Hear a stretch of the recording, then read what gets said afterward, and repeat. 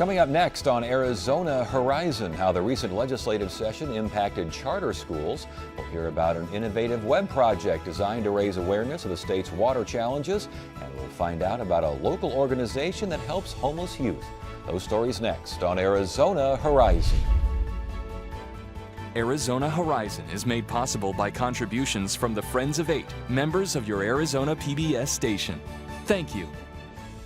Good evening and welcome to Arizona Horizon. I'm Ted Simons. Governor Doug Ducey today signed a bill that prohibits Arizona from using a state-run health care exchange under the Affordable Care Act. The move puts the health insurance for more than 200,000 Arizonans in jeopardy. That's because a U.S. Supreme Court case could end the kind of federally run insurance exchanges that Arizona now uses. The governor actually signed the bill last Friday, but his office did not announce the signing until yesterday.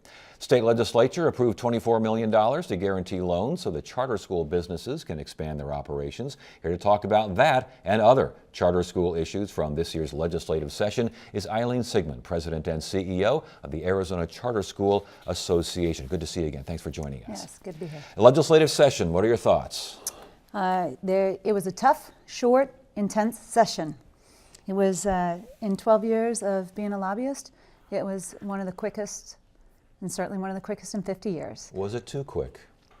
There was a lot of late nights, but we know what the budgets are. Well, we're still trying to figure out the effects of the budget, and that is probably the biggest issue for our charter leaders as they have to renew contracts. We're still trying to figure out the effect of the cuts. Yeah, well, I want to get to the cuts in a second, but we talked about this $24 million to back charter expansion loans.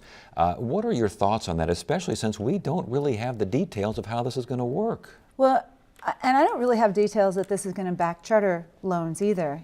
The details are going to be turned over to the Joint Legislative Budget Committee, and it's the Achievement District. And so where the Charter Association is and our members is, we want to get excellent schools to more kids. And if this Achievement District does that for all public schools and all public school children, we are very appreciative. We just don't have details. Yeah, but the fact that it could be unconstitutional, the idea that it could be a gift to charters, which would, I mean, that's got to be, how can you plan when you don't even know if the thing's going to be challenged legally? Well, certainly a lot of laws, the one you just responded to on the Medicaid expansion, I mean, there's always going to be court challenges. So the charter students are leading some of those challenges on 301. But right now, what the concept is to expand what's working and get it to more kids. I think we all want that. Those are the broad parameters that I have seen and heard, but I haven't, the details, right? No one's seen. Yes, no kidding. I know. We're still looking for. Okay. I know, and everyone says it's for charter schools. From what Governor Ducey said, it's for all public schools. Okay, well, we still don't even know that. So I guess Right. we'll wait to get the details on that. As far as the cuts now, how much was cut to charter schools and what kind of charter schools were hit the hardest? Sure. So charter students did not go unscathed in this budget. It was a difficult budget, $1 billion deficit.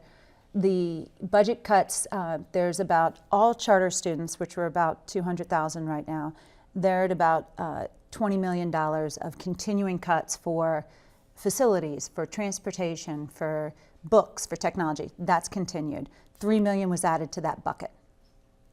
The second cut was about 50% of the students got an additional cut, and that is some of our best schools, some of our nationally ranked schools, and schools that are serving homeless students, schools that are serving deaf students. It was across the gamut of schools that were cut and the students that are feeling those effects. And the schools that were cut, I noticed that fewer than 600, if it was a charter school with fewer than 600 students, that was targeted. Why? The budget conditions that the legislature and the governor walked into, they cut broadly across all spectrums. What the cuts here were focused on is if a school is in Tucson and a school is in Phoenix and it is greater than 600 students, but it's two separate schools, what this legislation says, you're a network and you should be able to combine resources and be more efficient, so we're going to cut you. So for example, we have Academy of Math and Science in Tucson. They're expanding through New Schools for Phoenix, an initiative we're working on to serve more students in our high poverty areas in Phoenix. Because the two schools combined are more than 600, but alone they're not, Right. this combines those two schools. So that's the issue. What about charter schools that stand alone at fewer than 600 students? If you're fewer than 600 students and not part of a larger network, you're not affected. Okay, so does that make sense to you? First of all, forget whether or not it makes sense to you. Did you see that cut coming? No, this was a cut that came, and we read the language at 9 o'clock on a Wednesday night. By 3 o'clock on Friday, we'd sent 33,000 emails and activated a lot of people. And we're still trying to figure out the language now, 2 weeks after session. Yeah, did the emails work? The emails worked in cutting the cut from 50% and being sort of loose language to tightening up the language and now being a 33% cut. But that's, I mean, it's still school funding, Ted. Yes. You've been here. It's $4.5 billion Yes. of the general fund. It is 35 years old. It is complex. It is not transparent. It needs to be overhauled for all students. No kidding. It is beyond complex. We do show after show here, and every time it's like a brand new issue, because trying to reach for logic and understanding. But still, you say you were surprised by this. Where did it come from? Where did this idea come from? This has been something that certainly has been discussed at the legislature in a context of school finance, but to see the language was a surprise. And it was, I mean, we don't know where it came from, and 2/3 of the cuts are in statute now for fiscal year 17 and fiscal year 18. So we're hoping we have a comprehensive school finance, because frankly, one student should not be worth less than another student. And equal resources should flow to all of our 1 million public students. So, biggest success for charters this session? So we have several bills that passed. One is districts are able to sell their facilities. When they're losing students, they're able to sell their facilities. Some districts would block a charter school from even bidding on that facility. So there was a bill that the governor signed that said if you're selling your facility, you need to allow a charter school to bid for it, and you need to get the best and highest dollar for that public asset. So that was great to be able to get that through, and so that'll allow. I mean, facilities are a huge issue. So, then biggest disappointment I would imagine would be the cuts in funding. Funding has always been our priority. Yeah. Right. We are 100% funded by the general fund. So when we go through recessions, we know it. Are you expecting better next session? I know the answer to this, but are you really expecting better next session? You know, the governor is putting together a school finance task force. Preliminary report of that school finance task force is September 1st, final by December 1st. Yes, I mean, the governor has put K-12 education as one of his top priorities, and he really wants to put the quality of choice. And so, yes, we expect better. All right. It's good to have you here. Thanks for joining us. Thank you.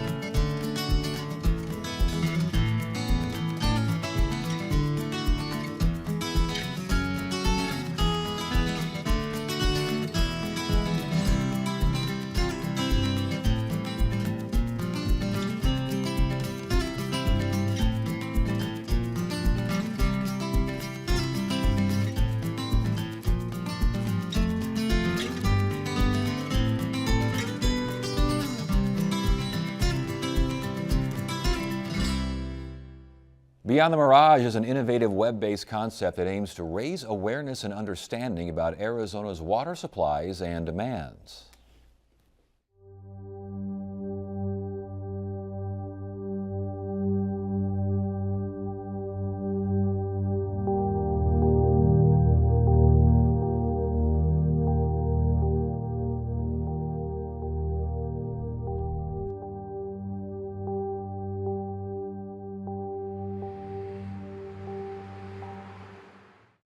The project recently won the $100,000 grand prize in the new Arizona Prize Water Consciousness Challenge. And here to tell us more about the project is Tom Riley, director of ASU's Morrison Institute, and Steve Selesnow, president and CEO of the Arizona Community Foundation. Good to see you both again. Thank you so much for joining us. Thanks for having us. What is Beyond the Mirage?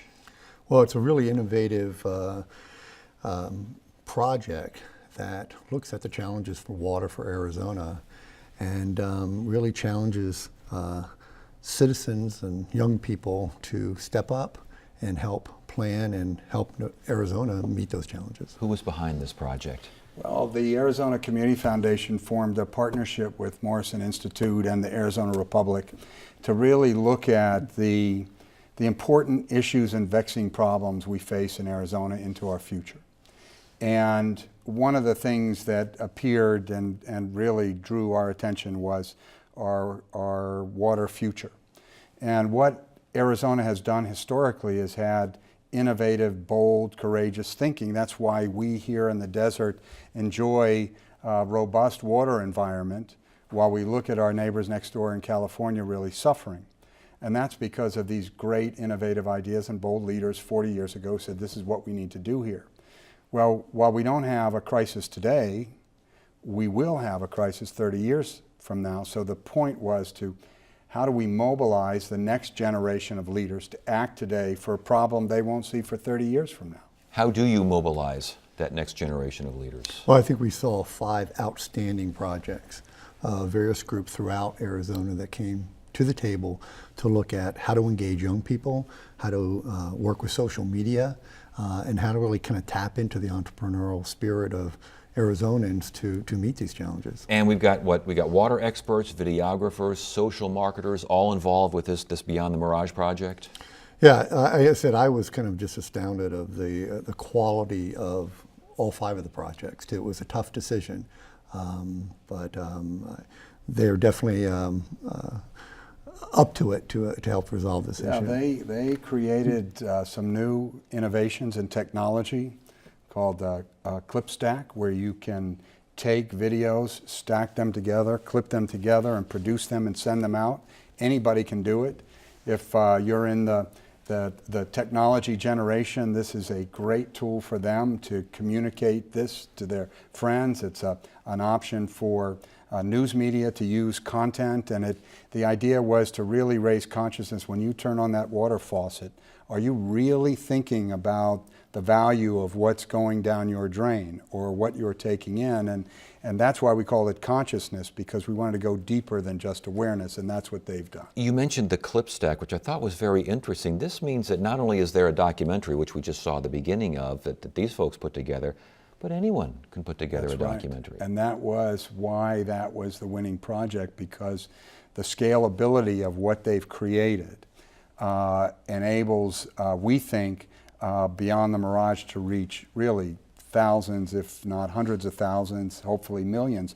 I mean, we saw with the prize, 66 countries went to the website, 7,000 hits to that website, 3,000 active users, 35 teams. So we know the power of that social media to mobilize people around something that's important. $100,000 grand prize. Where'd the money come from, and what will the money be used for? Well, We've got to go over here for that one. Okay. Well, the Arizona Community Foundation, you know, is one of the largest foundations in the state of Arizona, and so we put up the prize money, and we're a home for many Arizonans to create charitable funds.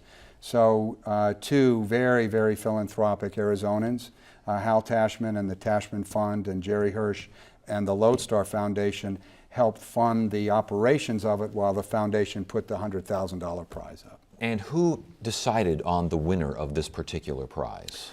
Well, I was impressed with the number of individuals that were engaged from all sectors of society, nonprofit, government, private industry, that participated in rating these proposals at several different levels. We had the easy part being the last individuals to actually see the presentation, because it's one thing to actually see it on video and read about it, but actually having a presentation on it brings it to a new level. Yeah. As Tom said, there were some 35 people across the state and outside the state of Arizona, experts in water, experts in social media, experts in communication. And so there were several levels where everyone could weigh in, score it independently, and then aggregate those scores. So there were several levels to get to that final 5. We've had both you guys on the show numerous times for a variety of reasons. How is this going to change Arizona for the better? Is this just a great concept, a great project, a good idea? How's it going to change things? Well, we think what we have to do here is recognize that we're the beneficiaries of innovative thinking 40 years ago. And what we hope this will do, and we were inspired by Senator Kyle, who said we need a new generation of water leadership.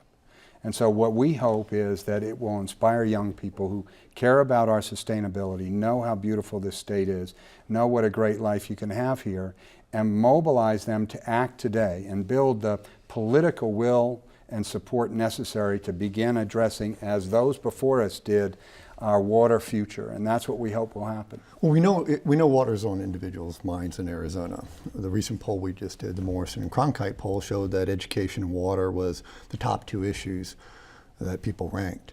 So the topic of water, there's a lot of things coalescing together to not only raise awareness, as Steve has said, is some of the challenges that some of our neighbors face, like California, really are a result of poor planning. The groundwater, the issue of the groundwater problem in California, where they're using up all their groundwater, was addressed by Arizona 35 years ago with the Groundwater Act.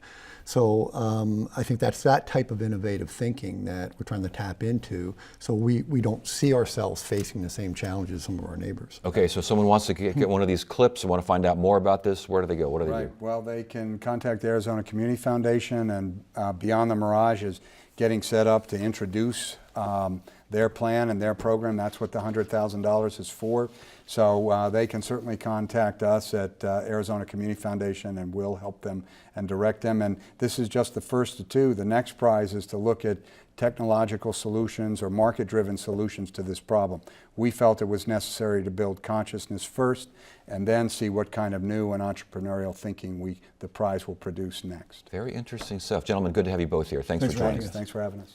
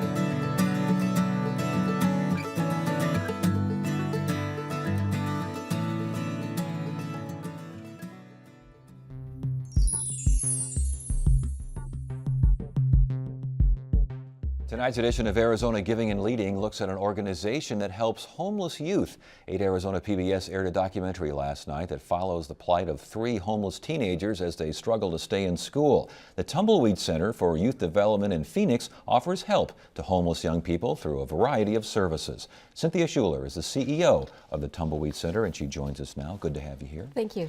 What exactly is the Tumbleweed Center for Youth Development? We are a nonprofit that serves homeless and runaway youth ages 12 to 25. And we have a variety of programs. We have 5 shelters. 4 of those are for the 12 to 17-year-olds. We have 1 shelter that serves exclusively 18 to 25-year-olds. And that is also a dog-friendly shelter because our kids won't give up their pets to come into the facilities. So we honor that and let them bring the pets with them. We have a couple crisis programs. We do street outreach, and then we also have 2 resource centers, one in Tempe, one in Phoenix. If you're living on the street, you can come in, you can get a shower, you can get food, you can get clothes. Hopefully we'll get you to engage in case management so we can start helping you get back on your feet. I was going to say, obviously shelter is a biggie here, but Yeah. counseling, GED help, job services, all included? We have that. We have a school that does the job services. We have GED program. We have a community high school. And I have to put my other plug for dog friendly. Both of our resource centers are dog friendly. And I just say that because I don't think people understand if you're living on the street and you have a pet, that's your best friend. So you're Right. not going to give that dog up to come in to get help. No, And when we found that, we just started to make our facilities much more dog friendly. It's very understandable. We understand about dog unification. What about family unification? Well, we do a lot of that, particularly our 12 to 17-year-old programs. We really focus on, let me back up a minute. We do the Safe Place program here in Maricopa County, which if you look at a quick trip, you'll see a Safe Place sign. It's a triangle. So if a youth is 12 or to 17, they don't feel like they can go home, they can call the number. We're out within 30 minutes. We take them to our shelter and we work with the families to get the problem resolved. And we have like a 98% success rate reunifying them. Now, are there similar boxes at metro stops and other Yes, areas around? yeah, they're at the light rail. We have, I think, 18 partners at about 136 sites around the county for youth. And what we do is we go into high schools and educate all the youth, give them cards to take so they know who to call. And we get a call every 3 days from a youth who's in crisis. Now, what you're talking about, are those call centers? Are they drop centers? Are they safe places? Are they all one and the same? It's like a quick trip. They go in, the staff's been trained. They say to a quick trip person, I don't feel safe. Quick Trip calls us, we come out and get them. Now, and you mentioned earlier that the different age ranges here. What about young adults over the age of 18? Yeah. They're still 18, 19, they're still teenagers. Absolutely, and we serve 18 to 25. I tell everybody we serve them until their brains finish developing, because at about 25, 26 is when brain development's done. And the one shelter is specifically for that age group. We also, and our high school really serves that age groups, trying to get them back with their GED and that. And we have apartments also. We do scattered site apartments for those youth. We also have apartments for 16 to 18-year-olds who are can't live at home and need to start getting independent living skills. For those who can't live at home, and maybe it's an abusive parent that can't wait to get their hands back on that child, how do you make sure that that kid is, A, in a safe environment? You're contacting the family, but you don't want them to know too much. How do you work that line? Well, if a child is less than 18 and we don't feel that they can go home, we're a mandatory reporter. We'll have to call CPS.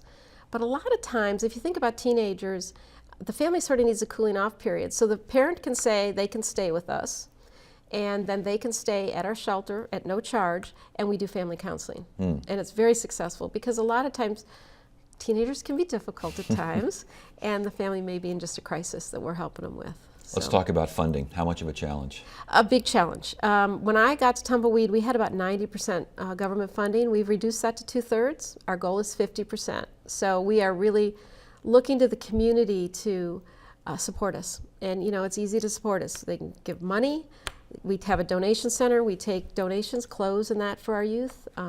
They can volunteer. There's all kinds of ways people can support us, and we really have to move to, government funding is not very secure, so we have to move to really more community support. Yeah, we hear that in a lot of different avenues Yeah, these days. really. How did you get involved with Tumbleweed? It's funny, I actually have had a career several places around the country, and they had an ad on Career Builder, and I answered it, and they hired me as their CEO. I've done nonprofit work in the past, so. Okay, but you were also involved with juvenile justice, weren't you? I am a licensed attorney, and when I was in Ohio, I was a magistrate in the juvenile court for 10 years. So I'm old enough to have had a long career, shall we say. And as far as the future for you, for the future for Tumbleweed, what are you seeing? I think there is a brilliant future for Tumbleweed. One of the things we're also doing for funding is we have a social enterprise. I'm going to give a plug for that. We have a screen print shop where we employ homeless youth, and we print t-shirts. And we really encourage people to let us at least bid and see if we can be competitive, and because it puts kids to work, and any profit we make goes back into our mission. So it's a great win for anybody who buys shirts from us. Well, very good. Congratulations on the work you do. Congratulations on your success, and best of luck in the future. Thank you. Thank you. Wednesday on Arizona Horizon, we'll look at how the recent legislative session impacted children's issues, and we'll see how the Head Start program is doing in its 50th anniversary year. That's at 5:30 and 10 on the next Arizona Horizon. That is it for now. I'm Ted Simons. Thank you so much for joining us. You have a great evening.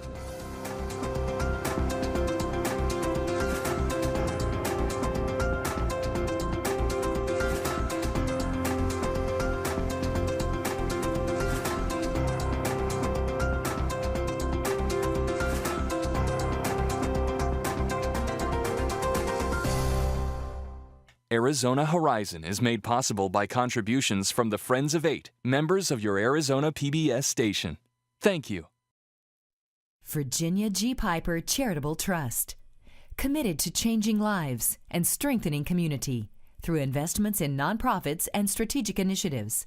More information at pipertrust.org.